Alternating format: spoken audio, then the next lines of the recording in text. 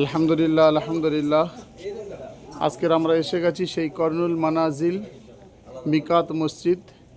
তায়েফ থেকে যাওয়ার পথে যে মিকাত থেকে আমার নবী, আপনার নবী, দয়ার নবী, সোনার নবী সাল্লাল্লাহু আলাইহি ওয়াসাল্লাম এই মিকাত মসজিদ থেকে নিজে এহরাম পরে এখান থেকে মক্কার জমিনে পায়ে হেঁটে গিয়ে তিনি উমরা পালন করেছেন। আলহামদুলিল্লাহ।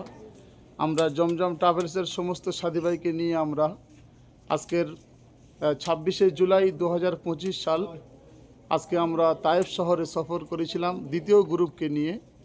এখান থেকে আমাদের সমস্ত হাজি সাহেব এহরামের কাপড় পরে নিয়েছেন। এখন আমরা আস্তে আস্তে তালবিয়া পড়তে পড়তে আমরা সেই মক্কার দিকে রওনা দেব ইনশাল্লাহ।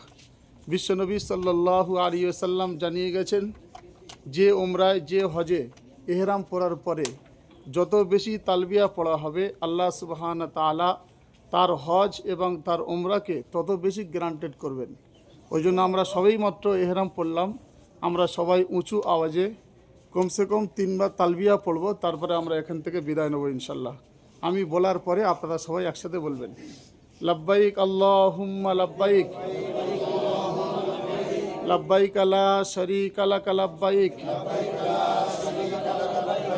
ইন্নাল হামদা ওয়ান নি'মাতা লাকা ওয়াল মুলক লা শারীকা লাক, লাব্বাইক আল্লাহুম্মা লাব্বাইক,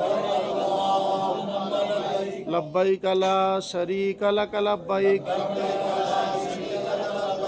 ইন্নাল হামদা ওয়ান নি'মাতা লাকা ওয়াল মুলক লা শারীকা লাক, লাব্বাইক আল্লাহুম্মা লাব্বাইক, লাব্বাইক লা শারীকা লাক লাব্বাইক, ইন্নাল হামদা ওয়ান নি'মাতা লাকা ওয়াল মুলক লা শারীকা লাক। আলহামদুলিল্লাহ। আমরা সবাই এহরাম পরে আছি। এই সময় আমরা যে দোয়া করব আল্লাহ সুবহানাহু তাআলা অবশ্যই করে এই দোয়াকে কবুল করবেন। ওই জন্য আপনারা পাশে বসে তালবিয়া পড়তে পড়তে যাবেন।